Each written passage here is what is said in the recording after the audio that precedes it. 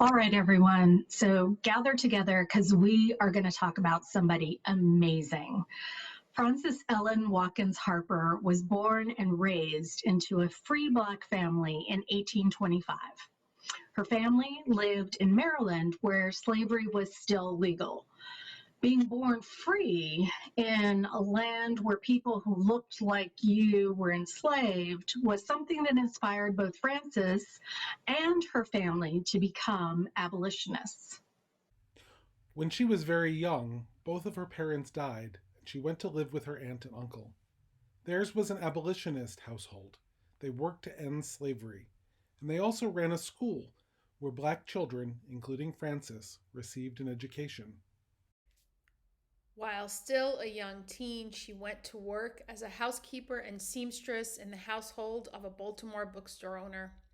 Her employers encouraged the inquisitive Frances to use their big library. She devoured books and began to write poetry and essays which appeared in the newspaper. By the time she was 20 years old, her writings were published in her first book, Forest Leaves.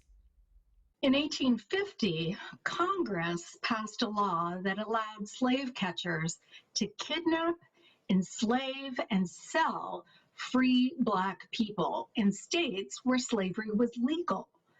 Her aunt and uncle fled from Maryland to Canada.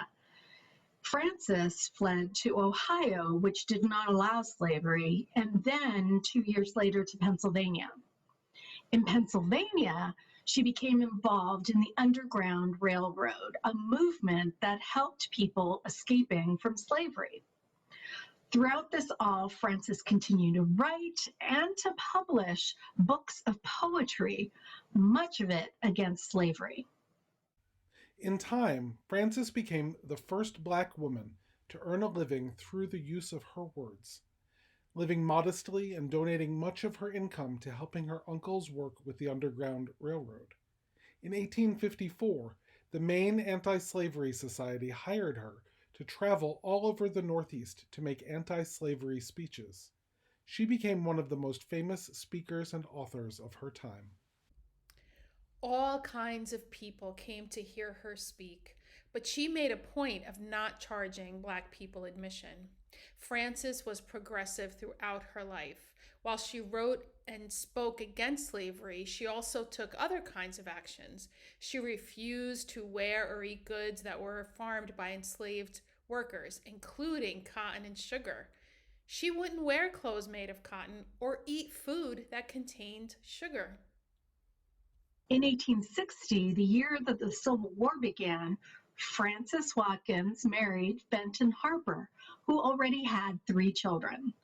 The two had a daughter together, and Frances took time off from her writing and speaking to tend to her blended family. Unfortunately, just a few short years later, her husband died, leaving her as a young widow responsible for many unpaid bills. Frances Watkins Harper made the difficult decision to send her children to live with relatives and go back on speaking tours in order to make money and provide for her family. By then, slavery had ended, and she spoke for women's rights and for legal and civil rights for black people. She wrote poems and essays about the experiences of new freed slaves struggling to make their way despite the damage done to black people by slavery. In 1870, she joined the Unitarian Church of Philadelphia. There, she found a community where white and black people came together and where many shared her passion for justice.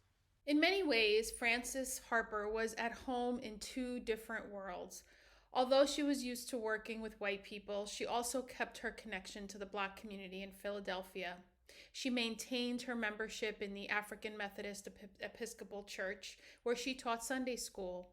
She wrote 3 novels specifically for Black people, highlighting family connections and choices about racial identity.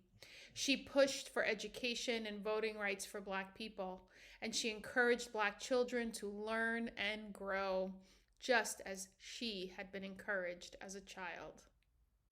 During her long life, as you have heard, Frances Ellen Watkins Harper offered her voice, her words, her money, her labor, and most importantly, her love to the work of justice making for her people. She used her voice and her privilege as an educated free Black woman to raise awareness of the plight of Black people in the United States after the Civil War. We honor her memory and her place among our Unitarian Universalist ancestors.